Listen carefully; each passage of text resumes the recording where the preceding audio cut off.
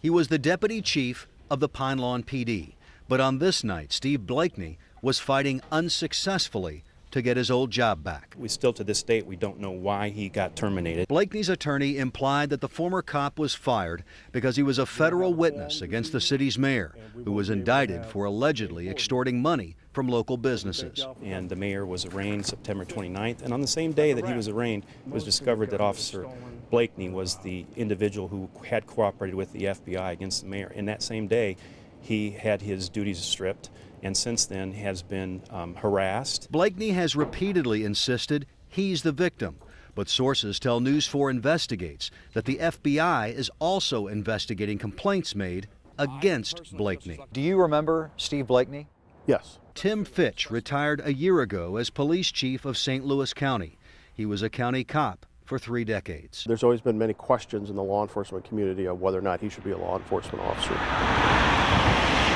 3 years ago, a woman claimed that Blakeney raped her at a St. Louis hotel.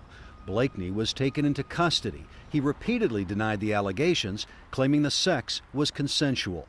The circuit attorney's office declined to file charges. 6 years before that, Blakeney was also investigated for allegations of sexual misconduct in St. Charles County.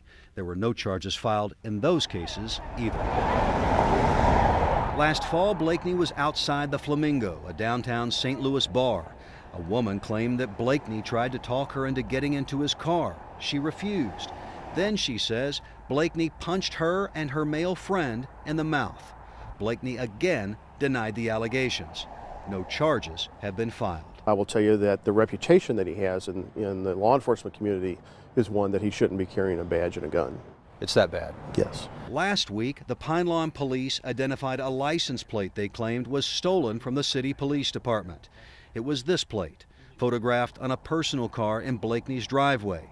We saw it in the rear window of a pickup, also parked in Blakeney's driveway, until someone walked out of his home and removed it. Yep, those are my plates. The plate belonged to Danielle Pettis, who showed us her registration, which clearly identified the same plate that we saw on the pickup at Blakeney's house.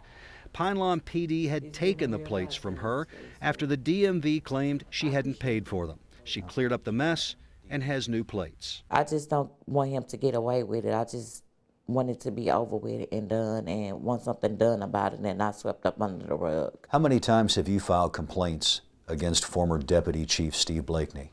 At least 12. Carolyn Doherty says she has been repeatedly harassed, ticketed, fined, and even jailed for minor traffic-related violations in Pine Lawn. My car was towed and I was arrested. Doherty believes the police, especially under Blakeney's command, showed little interest in protecting and serving the small, impoverished community. He took advantage of his position, I think. But none of the issues raised in this story seem to bother the city of Pine Lawn enough to discipline Steve Blakeney. Can't talk about Steve Blakeney. As police chief for much of the last year, Anthony Gray was responsible for holding Blakeney accountable.